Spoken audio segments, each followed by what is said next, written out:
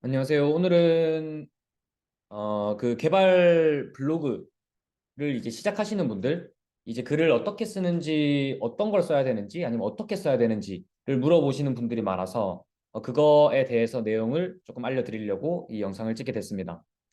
먼저 이 개발 처음 공부를 이제 시작할 때 주변에 이제 조언을 구하겠죠? 아니면 주변 사람들한테 물어보겠죠? 어떻게 개발 공부를 해야 되냐, 뭘 공부해야 되냐라고 물어봤을 때 공통적으로도 듣는 게 있을 겁니다. 개발 블로그나 아니면 뭔가 기록을 하라고 얘기를 정말 많이 들을 거예요. 많은 실제 지금 현업 개발자들이나 개발자 취업을 준비하고 있는 사람들도 많이 이제 개발 블로그를 하고 있으니까요. 그래서 이 기록이 중요하다고도 하고 포트폴리오로도 많이 쓴다고 들었을 겁니다. 근데 이 개발 블로그까지는 처음에 만들기 시작하겠죠. 어떤 블로그가 좋은지 블로그도 참 종류가 많아요. 뭐 벨로그 아니면은 여러 가지 깃허브 블로그 좀 다양하게 많은데 그 개발 블로그를 정말 신중하게 또 골라서 그렇게 블로그를 골랐을 겁니다. 만들었을 건데 블로그도 이쁘게 꾸미고 이제 당찬 마음으로 블로그를 시작하려고 할 때 딱 처음 드는 고민이 그걸 겁니다. 어떤 걸 글로 써야 되지? 그래서 뭘 블로그 글로 남겨야 되지? 그래서 이 블로그를 어떤 글을 써야 되는지는 정답은 없지만 뭘 써야 될지 고민하고 있는 상태라면은 어떻게 블로그 써야 되는지, 어떻게 기록해야 되는지 효율적인 방법을 제가 하나 추천을 해드릴게요. 만약에 내가 어떤 걸 기록으로 남겨야 될지 모르겠다 하시면은 이거를 따라해 보시면 좋을 것 같아요. 일단 처음에 여러 가지의 기록을 남길 수 있는 것들이 많지만 개발을 공부하시는 입장에서 이거를 기록으로 남기면 좋을 것 같은데 예를 들면 일단 목표를 정할 거예요. 기록을 통해서 어떤 목표를 정할 거냐면 어떤 기능을 구현할 때 빠르게 꺼내 쓸 수 있게 만드는 거를 목표로 하면 됩니다. 그게 무슨 말이냐면 예시를 보여드릴게요.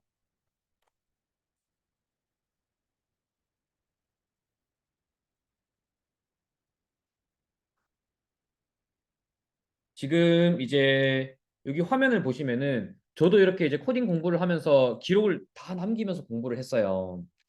여기에 일단 먼저 처음 입문하시는 분들 이제 입문하시는 분들이 많이 익히는 이 페이지를 한번 볼게요. 그러면은 공부를 하다가 A 태그라는 거에 대해서 배우게 될 거예요.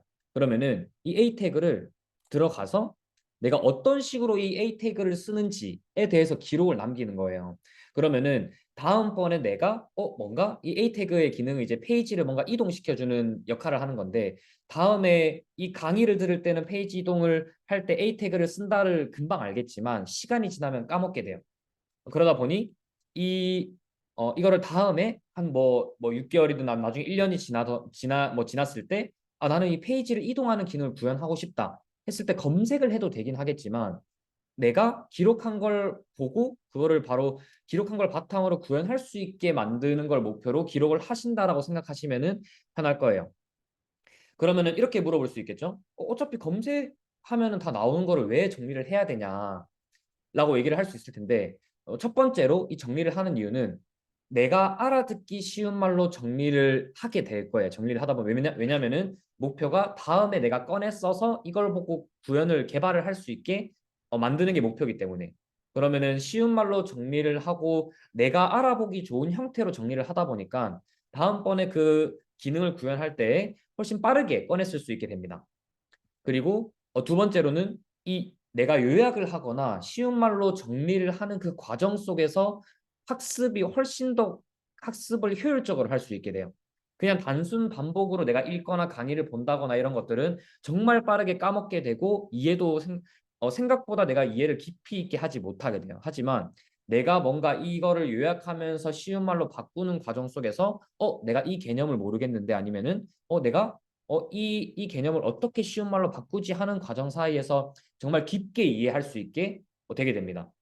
정리를 하자면은 어떤 걸 기록을 남겨야 할 때 어떤 걸 블로그를 써야 할지 모르겠다면은 내가 어떤 기능을 구현할 때 다음에 내가 기록한 것만 보고 구현할 수 있게 레시피를 만드는 걸 목표로 해보시면 좋을 것 같아요.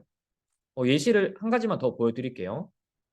만약에 이제 서버로 내가 노드.js라는 거를 시작을 했어요. 그래서 프로젝트 세팅을 하는 방법을 뭔가 배우겠죠, 처음에. 익스프레스라는 걸 이제 설치를 한다고 가정할게요. 그럼 강의에서 하는 대로 따라하면 뭐 잘 설치가 될 거예요.